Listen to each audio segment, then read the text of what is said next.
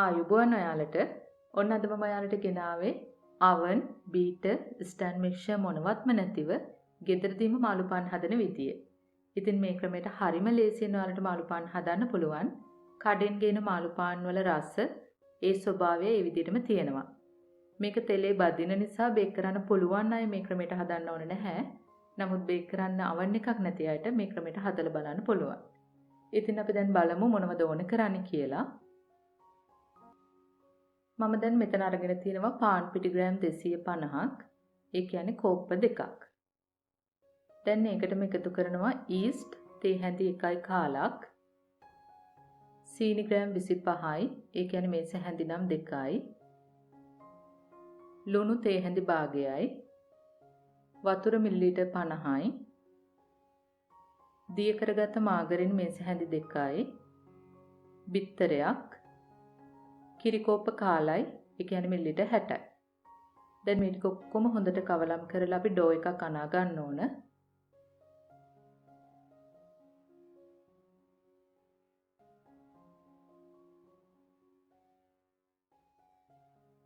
ඔක්කොම ටික මෙන්න මේ වගේ එකතු වුණාට පස්සේ ඔයාලා මේක විනාඩි 10ක් විතර හොඳට අනා ගන්න.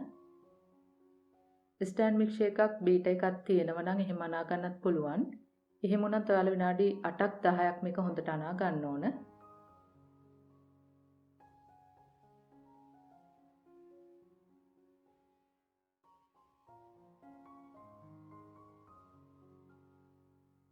මේක අනන්න ටිකක් අමාරුයි මොකද මේක හොඳටම අතේ ඇලෙනවා. ඉතින් එහෙමනම් ඔයාලට පුළුවන් විනාඩි 2-3ක් මෙන්න මේ වගේ නිකම්ම තියෙන්න දෙන්න. ඊට පස්සේ අනනකොට ඔයාලට ලේසියෙන් මනා ගන්න පුළුවන්.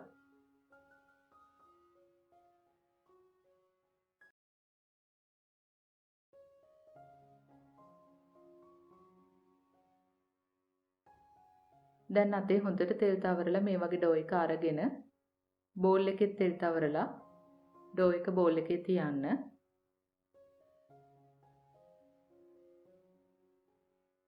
දැන් හොඳට කවර් කරලා මේක අපි විනාඩි 30ක් විතර තියෙන්න දෙන්න ඕන. දෙගුණයක් පිපෙන්න.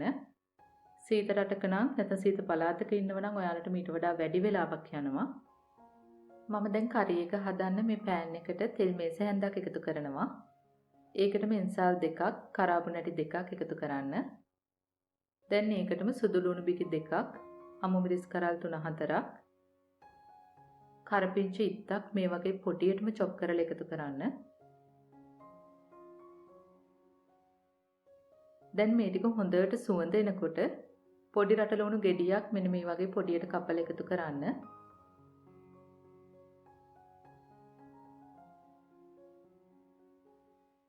අපි දැන් ඒකටම එකතු කර ගන්න ඕන කහකුඩු තේ හැඳි 8න් එකකුයි රස අනුව ලුණුයි. රම්පි කොලයකුත් එකතු කරන්න.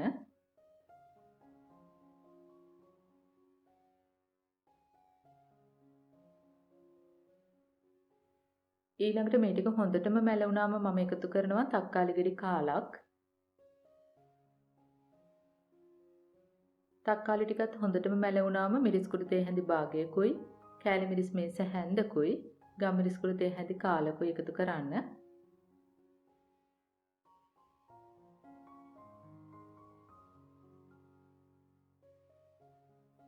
මම දැන් මේකටම එකතු කරනවා ලොකු අලගෙඩි දෙකක් හොඳට තම්බලා පොඩි කරලා.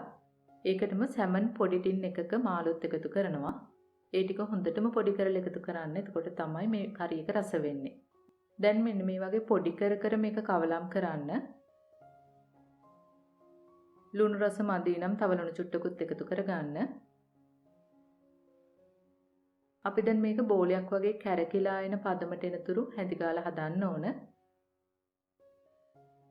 දැන් ඔන්න මේ කරි එක බෝලයක් වගේ කැරකිලා එනවා.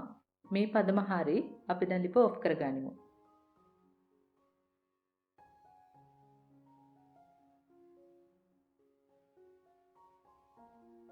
දැන් අතින් තද කරලා මේ ඩෝ එකේ තියෙන ඔක්කොම වායු බුබුලු ටික අයින් කරගන්න. ඊළඟට මම මේක කොටස් 6කට වෙන් කරනවා.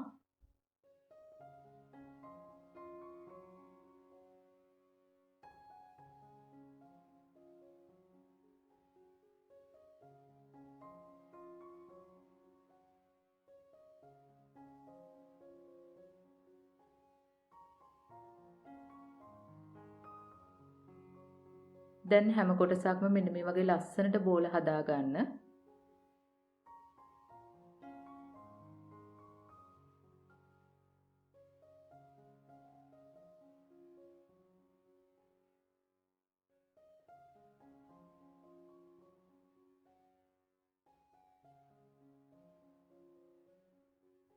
අපි දැන් ආයෙත් මේ බෝල ටික විනාඩි 10ක් විතර පිපෙන්න තියන්න ඕන. දැන් බලන්න විනාඩි 10කට පස්සේ මේ බෝල ටික ලස්සනට පිපිලා තියෙනවා. මම දැන් පාච්මන්ට් කොළ 6කුත් මේ වගේ වෙනමම කපාගෙන තියෙනවා. අපි දැන් මාළු පාන් හදන්න පටන් ගනිමු. මෙන්න මේ වගේ එක බෝලයක් අරන් උඩ පැත්තේ යට පැත්තට තියලා මේ වගේ චුට්ටක් තද කරලා කරි එක මැදින් තියලා තුන් හුලස් විදිහට නවා ගන්න ඕන. මේක ඔයාලා හොඳටම සීල් කරන්න ඕන. හොඳටම සීල් උනේ නැත්නම් මේක බදිනකොට දිග ඇරෙනවා. මේ මාළු පාන් සාමාන්‍යයෙන් අපි තෙලට දානකොට ගොඩක් පිම්බෙනවා. ඉතින් එතකොට අපි හරියට සීල් කරලා තිබුණේ නැත්නම් එතනින් විවෘත වෙනවා. ඒක නිසා ඔයාලා මේක හොඳටම සීල් කරගන්න ඕන. මේ විදිහට හදනකොට වැදගත්ම දේ තමයි ඒක. ඔන්න දැන් අපි මාළු පාන් ටික හරි. මේක අපි ආයෙත් පිපෙන තියන්න ඕන නැහැ. මෙහෙමම අපිට බදින්න පුළුවන්. මම දැන් මෙතන ගැඹුරු තෙලේ බදින තරමට තෙල් දාලා තියෙනවා. තෙල් ටික හොඳට රත් වෙනකොට මෙන්න මේ වගේ පාච්මන්ට් කොලයත් එක්කම මාළු පාන් ටික තෙලට දානවා.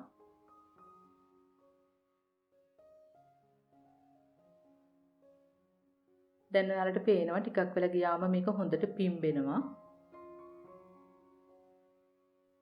දැන් අනිත් පැත්තට හරවල පාච්මන්ට් කොළ අයින් කරගන්න. මුලින් ඔයාලා එකක් බෙදලා බලන්න. ඒක විවෘත වෙනව නම් අනිත් ඒවා ටික හොඳට සීල් කරගන්න. මේක බදිනකොටත් වැදගත්ම දෙයක් තියෙනවා. ඔයාලා මේක අඩු ගින්දරේ එහෙම නැත්නම් මධ්‍යම ගින්දරේ බදින්න ඕන. වැඩි ගින්දරේ බැද්දොත් මැද අමු වෙනවා. එතකොට වටේ ඉක්මනටම පාට වෙනවා. මැද ටික අමුවට තමයි තියෙන්නේ. එහෙම වුණොත් මේ මාළු පාන් කන්න බෑ. ඉතින් ඒක නිසා අඩු ගින්දරේ නැත්නම් මධ්‍යම ගින්දරේ ටිකක් වෙලාව අරගෙන බදින්න. අපි දැන් එකක් කඩලා බලමු ඇතුළ කොහොමද තියෙන්නේ කියලා. මෙන්න මේ වගේ කඩෙන් ගෙන මාළු පාන් එකක් වගේම ඇතුළ තියෙනවා. මම ඔයාලට පෙන්නන්නම් ඒකේ පාන් එක කොහොමද තියෙන්නේ කියලා. මේ බලන්න සාමාන්‍ය පාන් විදියටම මාළු පාන් එකේ වටේ තියෙන විදියටම තියෙනවා. ඉතින් හරිම ලේසියෙන් හරිම රසට ඔයාලට මේක හදා ගන්න පුළුවන්. ගැඹුරු තෙලේ බැද්දට මේකට තෙල් උරාගෙන නැහැ. වටේ තෙල් ගතියක් නැහැ. අතේ තෙල් ගෑවෙන්නෙත් නැහැ. ඉතින් ඔයාලත් මේ විදිහට හදලා බලන්න. මේ ගැන ගැටළු යෝජනා තියෙනවා නම් පහලින් කමෙන්ට් එකක් දාන්න. අපි ආයෙත් මේ වගේම රසබර වීඩියෝ එකකින් හමු වෙමු. එතකන් ඔයාලට සුබ දවසක්. ස්තුතියි.